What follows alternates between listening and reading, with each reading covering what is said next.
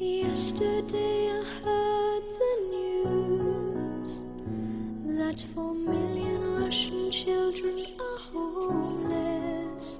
They've been abandoned by the people they trust.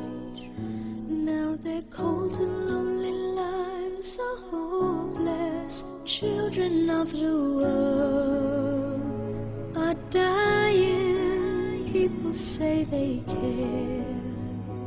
They're lying. If this life was theirs, they'd be crying. Is it really fair? We're not trying.